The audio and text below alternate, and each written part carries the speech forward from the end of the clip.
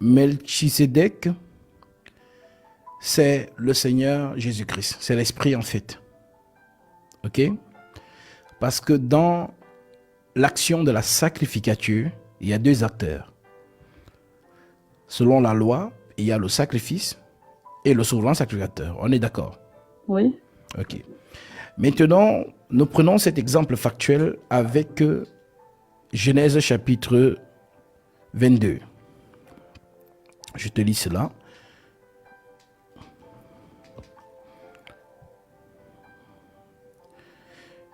Genèse 22, verset 1. Après ces choses, Dieu mit Abraham à l'épreuve et lui dit, Abraham, et il répondit, me voici. Dieu dit, prends ton fils, ton unique. Alors, le thème ton unique, nous savons qu'Abraham n'avait pas qu'un seul fils. Abraham avait deux fils, Deux, oui. dont Ismaël. Mais pourquoi Dieu appelle Isaac ton unique? En d'autres termes, quand on parle de l'unique, on fait référence au père. Puisqu'en Israël, le premier-né, c'est le père. Le premier-né, c'est l'héritier. Et aux autres, on donne ce qu'on appelle des présents. Donc, le premier-né, c'est le père lui-même. Donc, si on ne comprend pas ça, on ne peut pas comprendre Jésus. Lorsque l'Écriture dit, Dieu a tant aimé le monde qu'il a donné son fils unique. Ok? Donc, c'est le lien avec Abraham et Isaac. Dieu explique, tu sais que Dieu, pour expliquer sa pensée, il met des hommes en scène. Voilà, pendant que les gens lisent l'histoire, Dieu est en train de donner un message par ces acteurs qu'il met en place pour que les gens captent le message qui vient derrière. Et malheureusement, beaucoup n'ont pas capté. Donc, il nous dit donc ça ici, Dieu dit, prends ton fils, ton unique, celui que tu aimes. Dieu a tant aimé le monde qu'il a donné son fils unique. Isaac, va-t'en au pays de Morija et offre-le en holocauste sur l'une des montagnes que je te dirai. Fais très attention ici. En d'autres termes, comme tu as compris que le fils premier-né, l'unique, c'est le père, en d'autres termes, cette vie, en fait, c'est la vie du père. Parce que dans l'action prophétique, il n'y a pas deux vies éternelles. On est d'accord? Oui. Il n'y a qu'une seule vie éternelle. Selon quelle écriture? Selon 1 Timothée chapitre 6, qui déclare qui seul possède l'immortalité. Un seul possède l'immortalité. Il n'y a pas de co-immortalité. Il n'y a pas de co-dieu, de co-seigneur. Il n'y a pas de vice-dieu, comme dans le monde, vice-président, président. Non, il n'y a pas ça. Donc, on ne peut pas associer Dieu. Dieu est unique. Ok? Donc, va-t'en au pays de Morija et offre-le en holocauste sur l'une des montagnes que je te dirai. Abraham sella de bon matin son âne et prit avec lui 2 serviteurs et son fils Isaac. Il fendit du bois. Donc ici, on est en train d'expliquer aux gens l'action de la croix, Golgotha, mais les gens n'ont pas compris. Donc Dieu a déjà mis ça en scène dans la loi, mais les gens n'ont pas capté le message. Ok?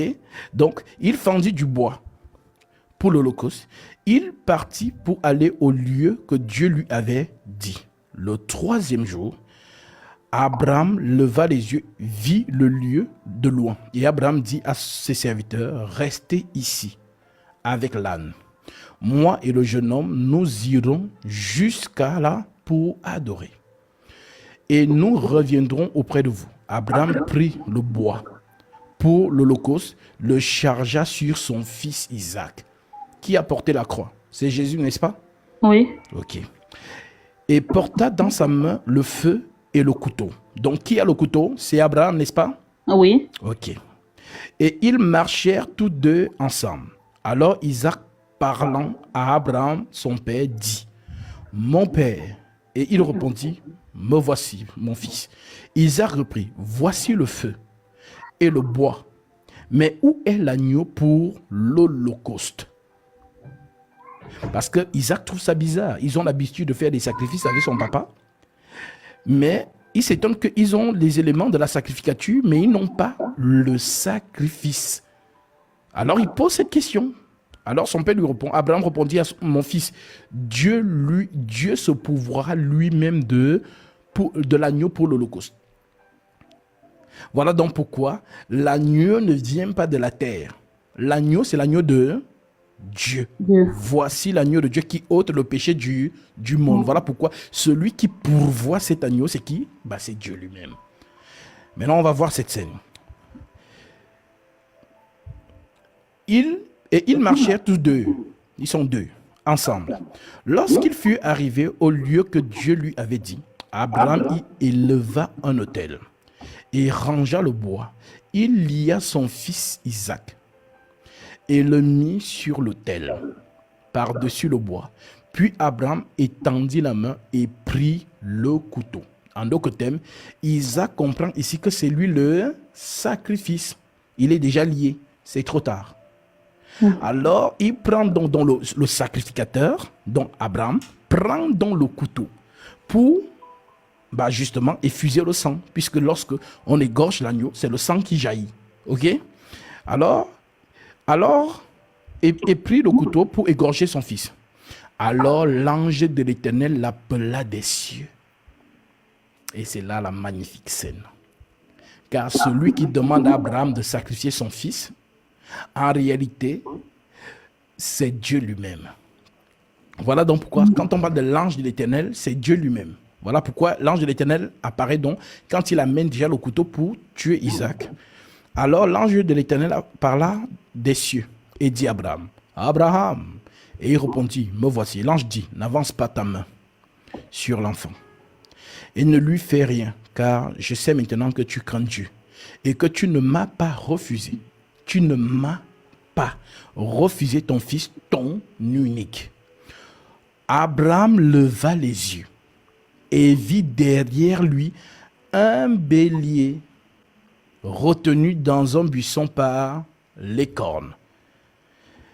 Et Abraham alla prendre le bélier et l'offrit en holocauste à la place de son fils.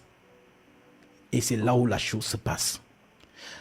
Isaac a posé la question à son père, où est l'agneau pour l'holocauste? Le père a dit, ne t'inquiète pas mon fils, Dieu se pourvoira de l'agneau pour l'holocauste.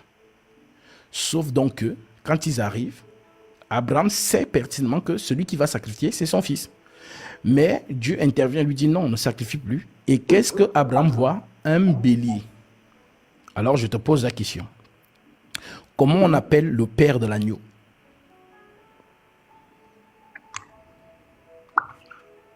Je sais pas du tout. Un bélier. D'accord. En d'autres termes, un agneau qui est adulte, c'est ce qu'on appelle bélier. Et un bélier qui est encore petit, c'est ce qu'on appelle agneau. Agneau. Donc, ici, Isaac, c'est l'agneau. Abraham, c'est qui? Le bélier.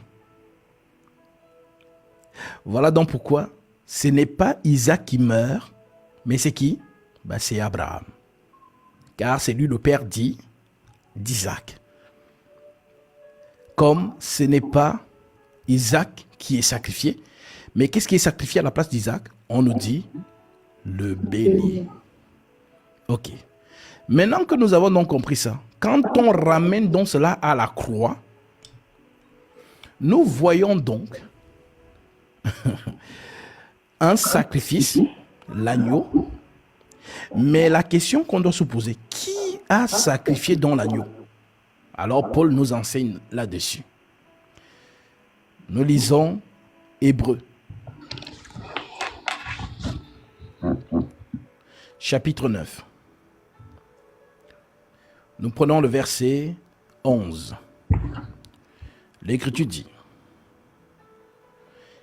mais Christ est venu comme souverain sacrificateur des biens à venir. Donc on a dit que le souverain sacrificateur, c'est qui? C'est celui qui a le couteau. Oui. Mais Christ donc est venu comme souverain sacrificateur. Il a traversé le tabernacle plus grand et plus parfait, qui n'est pas conçu de main d'homme, c'est-à-dire qui n'est pas de cette création. Et il est entré une fois pour toutes dans le lieu très saint, non avec le sang des boucs et des veaux, mais avec son propre sang. Alors ça devient bizarre. En d'autres termes, Christ, c'est le souverain sacrificateur qui a le couteau. Et en même temps le sacrifice.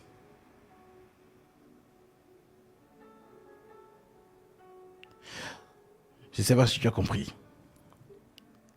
C'est-à-dire, J'essaie de comprendre à vrai dire, hein. Il est ouais, à la fois celui qui porte le couteau et à la fois celui qu'on va sacrifier. C'est ce que tu as c'est dit. ça. C'est ça. Voilà donc pourquoi Paul nous prêche, tu n'as voulu ni offrande, ni sacrifice, ni offrande, mais tu m'as formé un corps. Pourquoi? Parce que c'est le corps qui effuse du sang. L'esprit n'a pas de sang. L'esprit est immatériel. Ok? Voilà donc pourquoi Paul te dit dans le même chapitre, Hébreux 9, verset 22, Paul dit quoi? Paul dit, et presque tout d'après la loi est purifié avec du sang. Et sans effusion de sang, il n'y a point de pardon. Donc pour qu'il y ait pardon, il faut que le sang jaillisse. Mais l'esprit est immatériel. L'esprit n'a ni chair ni os. Voilà donc pourquoi, comme l'esprit n'a ni chair ni os, l'esprit n'a pas de mère, l'esprit n'a pas de père. Voilà donc pourquoi ce que je viens de t'expliquer avec Genèse 22 s'accomplit ici. Verset 16, toujours dans le même chapitre. L'Écriture dit, car là où il y a un testament, prenons même à partir du verset 15. Donc, prenons à partir du verset 11 où on a commencé. L'Écriture dit, mais Christ est venu comme souverain sacrificateur des biens à venir. Il a traversé le tabernacle plus grand et plus parfait qui n'est pas construit de main d'homme, c'est-à-dire qui n'est pas de cette création. Et il est entré une fois pour toutes dans le lieu très saint, non avec le sang des boucs et des veaux, mais avec son propre sang, ayant obtenu une rédemption éternelle. Car si le sang des taureaux et des boucs et la cendre d'une vache répandue sur ceux qui sont souillés sanctifie et procure la pureté de la chair, combien plus le sang de Christ, combien plus de sang de Christ, qui par un esprit éternel s'est offert lui-même sans tache à Dieu, purifiera-t-il votre conscience des œuvres mortes, afin que vous serviez le Dieu vivant. Et c'est pour cela qu'il est le médiateur d'une nouvelle alliance, afin que la mort étant intervenue pour le rachat des transgressions commises sous la première alliance, ceux qui ont été appelés reçoivent l'héritage l'héritage éternel qui leur a été promis. Car là où il y a un testament, il est nécessaire que la mort du testateur soit constatée. Un testament, en effet, n'a pas de valeur. Un testament, en effet, n'est valable qu'en cas de mort, puisqu'il n'a aucune force tant que le testateur vit. Alors, question. Qui donne l'héritage à un enfant? C'est le père? C'est le père. Alors, Paul te révèle qu'à la croix, c'était le père. Et si le père ne meurt pas, il n'y a pas d'héritage. Maintenant, si je te pose la question, c'est quoi ton héritage? Quel est l'héritage que tu attends? L'Esprit Saint? L'Esprit Saint, c'est? Il a dit. Je reprends.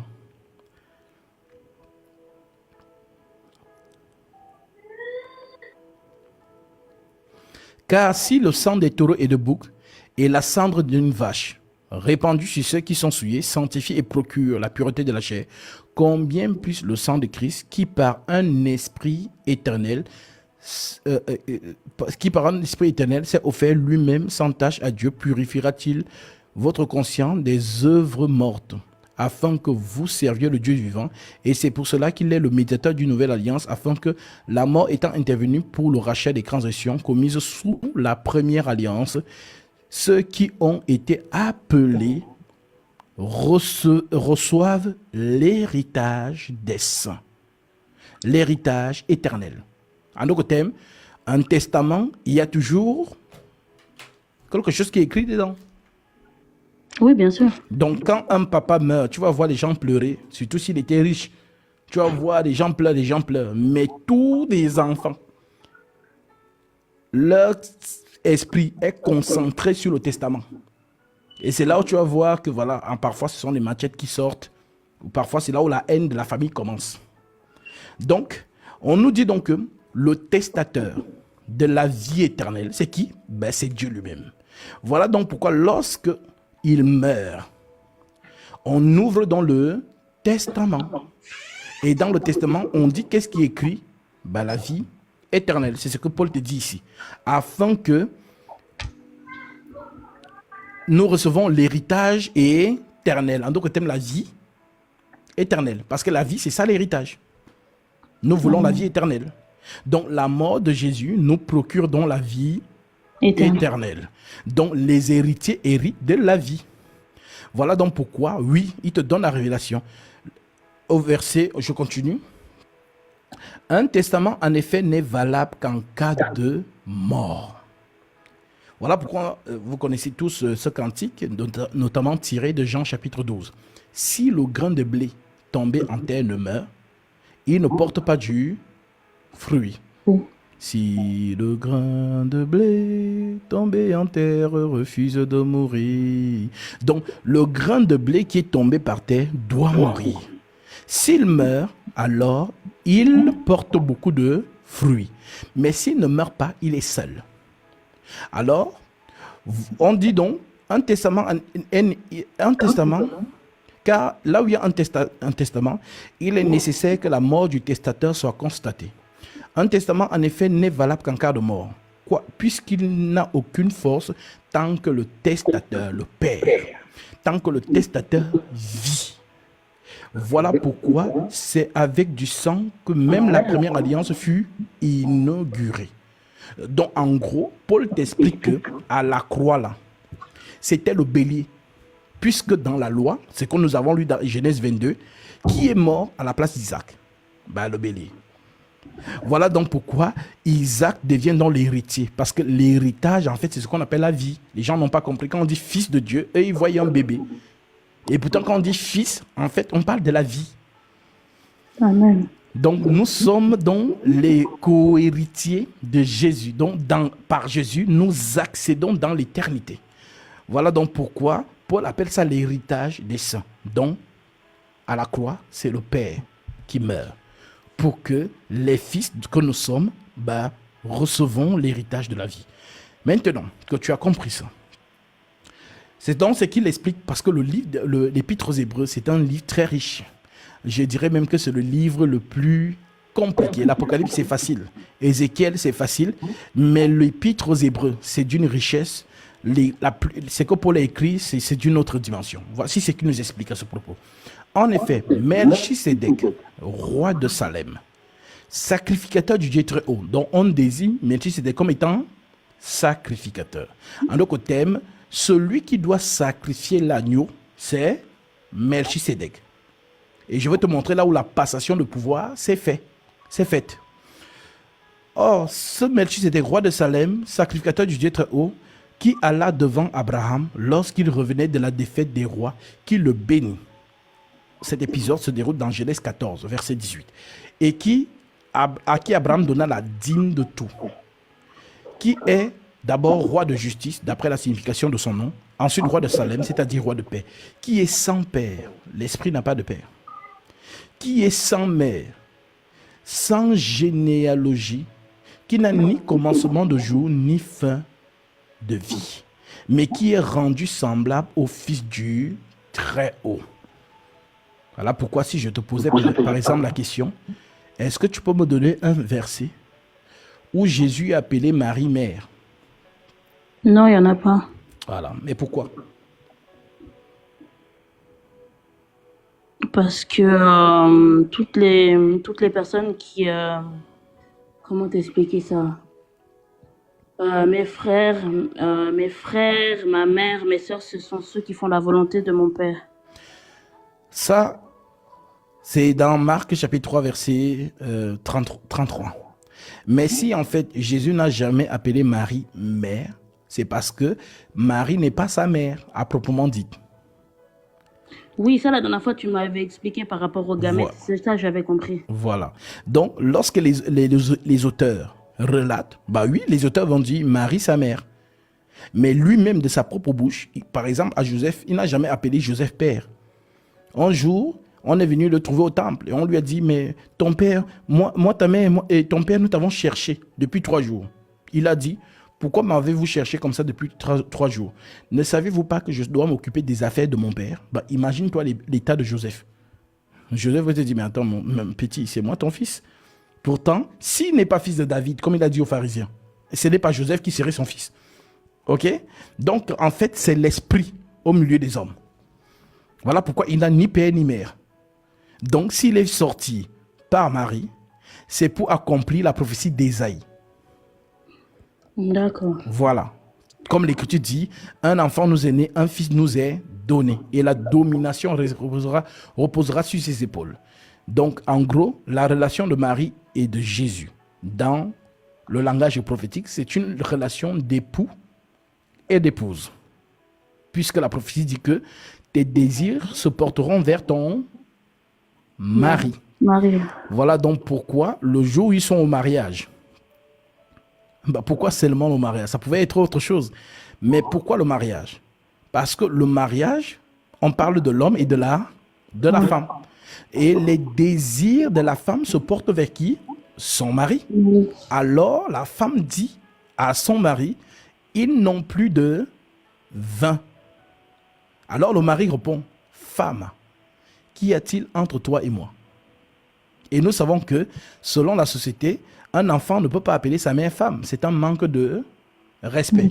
Vous allez voir que même certains musulmans qui veulent titiller les chrétiens vont dire, ah, regardez, il a appelé sa mère femme. Comment ça peut être un modèle? Ce n'est pas un modèle. Hein, c'est Mohamed le modèle. Regarde, il doit dire à sa mère maman ou mère, il dit femme. Ils ne comprennent rien. Femme ici fait référence à la prophétie. C'est la femme d'Adam avait une femme, n'est-ce pas? Oui, bien sûr. Donc, Marie représentait toute l'Église. Voilà donc pourquoi, comme le Vatican n'a rien capté, ils l'ont érigée en disant que non, c'est elle qui est maintenant celle qui intercède pour les saints. Pourtant, pas du tout, c'est la reine du ciel, hein, jamais. Parce qu'en fait, Marie est une parabole qui concerne toute l'assemblée des saints. D'accord. Voilà. Donc, ils n'ont plus de vin. Et il lui répond, femme, qu'y a-t-il entre toi et moi? Mon heure n'est pas encore venue. Alors, il parle de quelle heure? L'heure de la souffrance. C'est après la souffrance que nous, l'Église, nous pourrons lui demander ce que nous voulons. Mais tant qu'il n'est pas encore mort et monté, nous ne pouvons rien demander. Voilà pourquoi il dit, jusqu'à présent, vous n'avez rien demandé en mon nom. Demandez et vous recevrez afin que votre joie soit parfaite. Jean chapitre 16. Maintenant, lorsqu'on revient donc chez Melchizedek, au verset 3, qui est sans père, sans mère, sans généalogie, qui n'a ni commencement de jour, ni fin de vie, mais qui est rendu semblable au Fils du Très-Haut. Ce Melchizedek demeure sacrificateur à perpétuité. Considérez combien est grand celui auquel le patriarche Abraham a donné la dîme de tout. C'est ce que Jésus disait aux pharisiens. Abraham a vu mon jour et il a crisaillé de joie. Mais ils se sont vus où? Ils racontent dans cette scène. Mais pourquoi Melchizedek doit venir vers Abraham? Je vais t'expliquer ça. Ceux des fils de Lévi qui exercent le sacerdoce ont d'après la loi l'ordre de lever la dîme sur le peuple, c'est-à-dire sur leurs frères. Cependant, qui sont issus des reins d'Abraham. Et lui qui ne tira point de son origine. Ça veut dire que Melchizedek ne sort pas des reins d'Abraham. Lui, il est du ciel. Le premier homme tiré de la terre est terrestre. Le second est du ciel. Donc, en lui, et lui qui ne tira point de son origine, il leva la dîme sur Abraham. Et il bénit celui qui avait les promesses. Or, c'est sans contredit l'inférieur qui est béni par le supérieur. Et ici, ceux qui perçoivent la dîme sont des hommes mortels. Mais là, c'est celui dont il est attesté qu'il est vivant. Ce terme veut dire éternel. Quand vous allez toujours entendre dans les Saintes Écritures, le vivant, ça veut dire l'éternel. Le bouc vivant, ou encore dans l'Apocalypse, je suis l'alpha et l'oméga, le vivant. En d'autres termes, l'éternel. Hein? Le vivant, c'est l'éternel. De plus, Lévi qui perçoit la dîme l'a payé, pour ainsi dire par Abraham.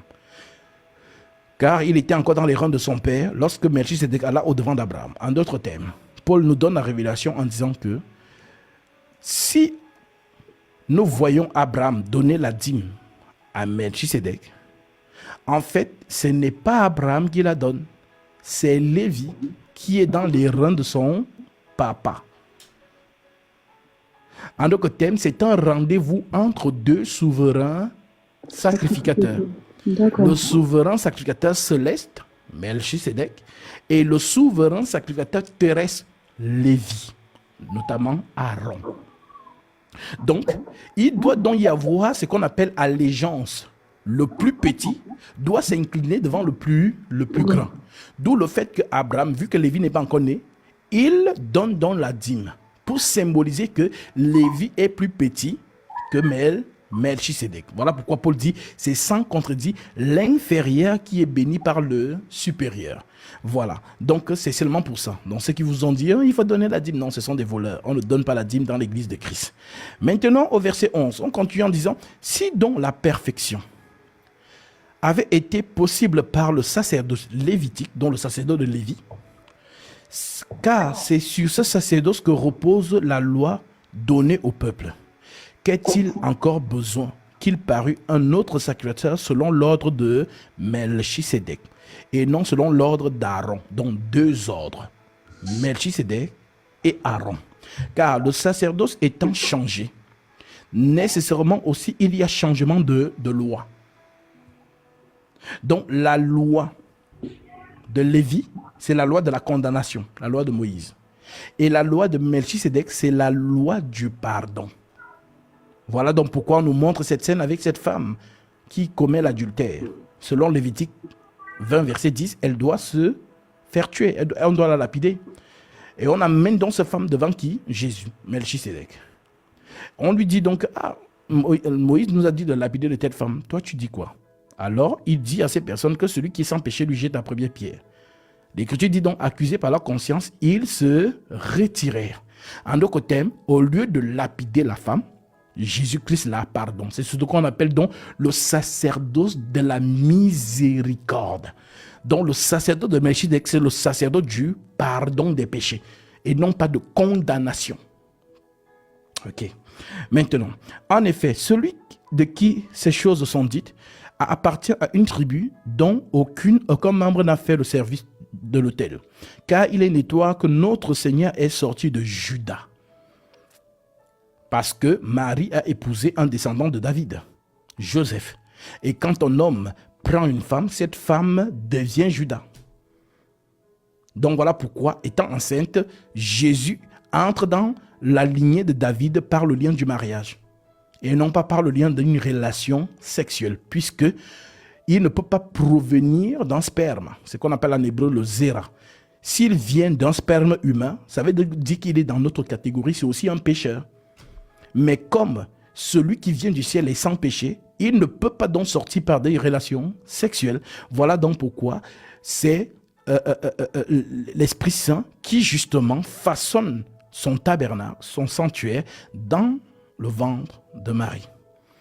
Et l'Esprit Saint lui-même va surveiller cet enfant, que j'appelle ici Gabriel. Il va surveiller cet enfant et cette femme jusqu'à ce que l'enfant ait 30 ans. Et il va donc descendre dans sa maison pour amener ce sacrifice à la croix. Donc celui en réalité qui sacrifie l'enfant, c'est celui qui est entré en lui le jour du baptême. Voilà pourquoi après l'avoir sacrifié, il ressort. Donc on va y arriver petit à petit. L'Écriture dit donc, car il est notoire que notre Seigneur est sorti de Juda, tribu dont Moïse n'a rien dit pour ce qui concerne le sacerdoce. Cela devient plus évident encore quand il paraît un autre sacrificateur à la ressemblance de Melchisédek, institué non d'après la loi d'une ordonnance charnelle, mais selon la puissance d'une vie impérissable. Alléluia. Car ce témoignage lui est rendu, tu es sacrificateur pour toujours selon l'ordre de Melchisédek. Il y a donc abolition d'une ordonnance antérieure à cause de son impuissance. En d'autres termes, le sacerdoce d'Aaron est impuissant puisque ce sacerdoce ne pardonne pas les péchés. Ok? Car la loi n'a rien amené à la perfection. Bah oui. Introduction d'une meilleure espérance par laquelle nous nous approchons de Dieu. Et comme cela n'a pas été n'a pas eu lieu sans serment, car tandis que les Lévites sont devenus sacrificateurs sans serment, Jésus l'est devenu avec serment par celui qui lui a dit, le Seigneur a juré, il ne se repentira pas. Tu es sacrificateur pour toujours. En d'autres termes, c'est lui, Melchisédek. Jésus est par cela même le garant d'une alliance plus excellente. De plus, il y a eu des sacrificateurs en grand nombre, puisqu'il n'y avait qu'une seule robe. La robe qu'on a donnée à Aaron, c'est cette robe que tous les sacrificateurs qui l'ont remplacé dans cette rôle ont porté. Dans ce rôle ont porté. Et on ne devait pas déchirer cette robe. Voilà donc pourquoi, quand Aaron meurt, pour ceux qui ont lu la mort d'Aaron, avant de mourir, qu'est-ce que Dieu dit à Moïse? Prends Aaron, monte avec lui sur la montagne. Monte aussi avec son fils Eliezer. Dépouille Aaron de ses vêtements sacrés. Donc, enlève-lui les vêtements, revêt Eliezer. Donc, cette robe était, donc, celui qui remplaçait l'autre souverain sacrificateur portait la même robe. Maintenant, c'est magnifique parce que tu vas comprendre. De plus, il y a eu des sacrificateurs en grand nombre parce que la mort les empêchait d'être permanents. Mais lui, parce qu'il est éternellement, possède un sacerdoce qui n'est pas transmissible. Qui va remplacer Jésus? Personne. Parce que c'est l'Éternel. Voilà. C'est aussi pour cela qu'il peut sauver parfaitement ceux qui s'approchent de lui, ceux qui s'approchent de Dieu par lui, étant toujours vivants pour intercéder en leur faveur. C'est magnifique. En d'autres termes, l'intercesseur des saints, l'avocat des saints, c'est qui? C'est Dieu lui-même. En d'autres termes, Jésus-Christ. Voilà pourquoi on dit qu'on ne peut pas nous condamner. Il n'y a plus de condamnation pour ceux qui sont en Jésus-Christ, puisqu'il intercède en permanence pour chacun de nous. C'est le pourquoi je prêche souvent que dans l'église, on ne parle plus du péché qui mène à la mort. Dans l'église, on parle du péché qui ne mène pas à la mort. D'où le fait que Jean dise dans 1 Jean chapitre 5, verset 16, si quelqu'un voit son frère commettre un péché qui ne mène pas à la mort, qu'il prie et Dieu donnera la vie à ce frère. Il la donnera à tous ceux qui commettent un péché qui ne mène pas à la mort. Il y a un péché qui mène à la mort, ce n'est pas pour ce péché que je dis de prier. Et le péché qui mène à la mort, c'est Jean 8, verset 24. Vous mourrez dans vos péchés si vous ne croyez pas ce que je suis. Ok? Et nous comprenons donc que Jésus, c'est l'Éternel, c'est le Dieu lui-même, le Dieu vivant qui vient sur terre, qui fait le sacrifice et qui intercède pour les coupables. C'est ce que Paul nous donne par révélation. C'est aussi pour cela qu'il peut sauver parfaitement ceux qui s'approchent de Dieu par lui, étant toujours vivant pour intercéder à leur faveur. Il nous convenait en effet d'avoir un souverain sacrificateur comme lui, saint, innocent, sans tache, séparé des pécheurs. Ah oui. Et plus élevé que les cieux. Il est plus élevé que les cieux. Jésus-Christ est plus élevé que les cieux. Voilà pourquoi on dit dans Éphésiens chapitre 4 verset 9, celui qui est descendu, c'est le même qui est monté au-dessus de tous les cieux afin de remplir toutes choses. Alléluia. Oui. Amen. Frère Gatsby, Oui. j'avais une autre question. Je termine juste cette lecture. Parce que tu sais, quand tu poses des questions comme ça, il y a ceux qui sont dans les commentaires qui ont certainement la même question que toi et l'occasion leur est présentée pour que la réponse qu'on te donne, eux aussi en bénéficient et ils notent cela. Oui, bien sûr, fini. Voilà. L'Écriture dit donc, d'abord, pour ses propres péchés, on dit, qui n'a besoin, comme les souverains sacrificateurs, d'offrir chaque jour des sacrifices, d'abord pour leurs propres péchés. En d'autres termes, les Aaron, quand ils devaient faire l'expiation, eux-mêmes devaient d'abord faire des sacrifices pour leurs propres péchés. Parce que c'était des hommes. Ça veut dire qu'un souverain sacrificateur qui est censé être le saint parmi le peuple, lui-même avait des faiblesses. Voilà donc pourquoi il devait faire des sacrifices pour lui-même avant d'en faire pour le peuple. Donc c'est normal, un homme n'est pas un robot. Un homme a des faiblesses, mais Christ est un Dieu. Voilà pourquoi Dieu ne pêche pas. D'où le fait qu'il mettait les pharisiens en défi en disant « Qui parmi vous me convaincra de pécher ?» Il ne peut pas pécher puisqu'il n'est pas de la nature du péché. Il est de la nature céleste. Voilà, tout simplement. Donc, d'abord pour ses propres péchés, ensuite pour ceux du peuple. Car ceci, il l'a fait une fois pour toutes en s'offrant lui-même. En effet, la loi établit souvent sacrificateur des hommes sujets à la faiblesse. Mais la parole du serment qui a été fait après la loi établit le Fils qui est parfait pour les l'éternité. Alléluia. Voilà donc pourquoi. Amen. Il faut que je lise vite la passation pour que tu saches d'alors pourquoi tous ceux qui ont remplacé Aaron tout au long des siècles. Il a donc fallu que le dernier descendant dans ce rôle de sacrificature rencontre donc Melchisédek. Pour qu'il y ait donc passation de sacerdoce. Voilà donc pourquoi je lis d'abord ici Lévitique 21, verset 9. Il est écrit. Dans Lévitique 21, verset 9, l'Écriture nous dit le sacrificateur, verset 10. Lévitique 21, verset 10, pour ceux qui nous vérifient dans la lumière des Écritures. Le sacrificateur qui a la supériorité sur ses frères, sur la tête duquel a été répandue l'huile d'onction et qui a été consacré et revêtu des vêtements sacrés, ne découvrira point sa tête et ne déchirera point ses vêtements.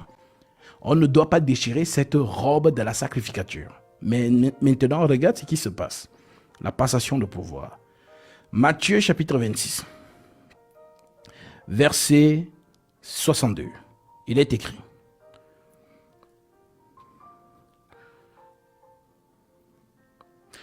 Jésus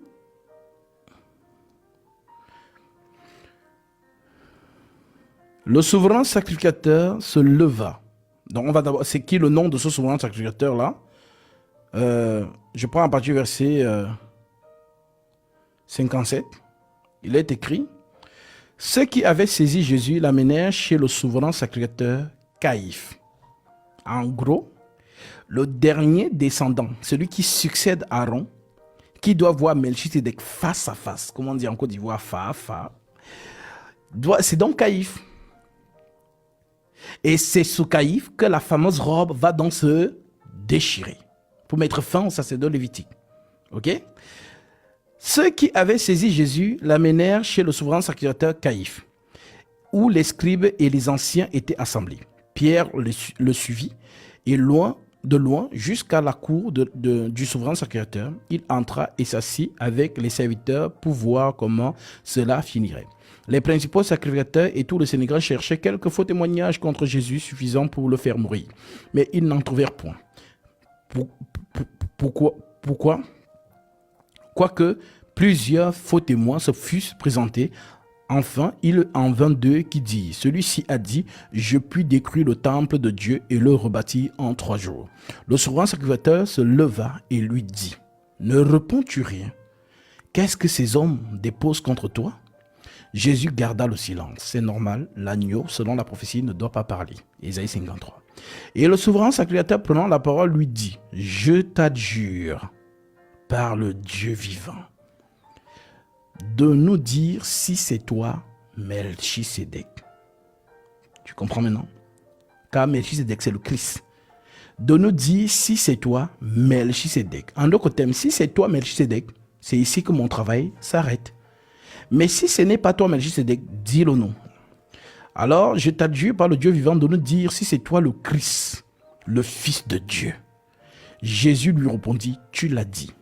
De plus, je vous le déclare, vous verrez désormais le Fils de l'homme assis à la droite de la puissance de Dieu et venant sur les nuées du ciel. Alors le souverain sacrificateur déchira ses vêtements. Pourquoi? Parce qu'il avait compris. Il avait compris que je suis devant Melchisédek, alors ça ne me sert plus ce sacerdoce, je déchire le vêtement. Et fin de la loi lévitique. Voilà donc pourquoi jusqu'à aujourd'hui, est-ce qu'il y a le temple? Il n'y a pas. Jusqu'à aujourd'hui, est-ce qu'il y a un souverain sacrificateur en Israël? Il n'y a pas. Jusqu'à aujourd'hui, est-ce qu'il y a le culte en Israël? Il n'y a pas. Jusqu'à aujourd'hui, est-ce qu'il y a l'expiation? Il n'y a rien, c'est Ikabot. Comme c'est écrit dans le livre de Samuel, Dieu n'est pas là. Voilà. Donc, nous comprenons donc par ici que Christ Jésus est donc le souverain sacrificateur par excellence. Ce mystère est grand.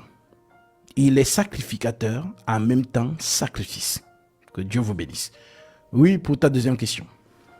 Amen, merci frère Gatsby. J'avais une deuxième question. La question c'était le Saint-Esprit est dans Melchisédek, donc comme le sacerdoce a été passé, je ne sais pas comment formuler la question. Euh, En gros, hein, ce que j'essaie de te demander, c'est quand Melchisedec, c'est Jésus-Christ. Oui, Et maintenant, quand Jésus-Christ, il s'est fait baptiser, oui, Jean-Baptiste, c'est Jean-Baptiste qui avait le Saint-Esprit.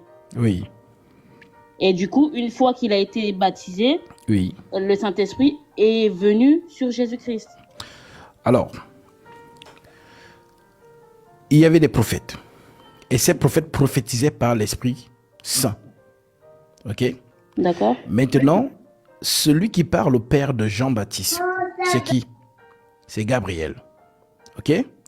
Gabriel annonce à Zacharie qu'il aura un fils qui justement va marcher devant le Seigneur avec l'esprit et la puissance d'Élie. Sauf que l'esprit d'Élie, c'est le Saint-Esprit. En fait, c'est Jésus-Christ lui-même. Voilà donc pourquoi, comme Paul nous enseigne qu'en lui, dont Jésus habita corporellement toute la plénitude de la divinité, ce qui fait donc qu'une fois qu'il est mis dans l'eau, tel que Lévitique 16 le dit, le sacrificateur doit laver son corps dans l'eau avant de revêtir les vêtements sacrés.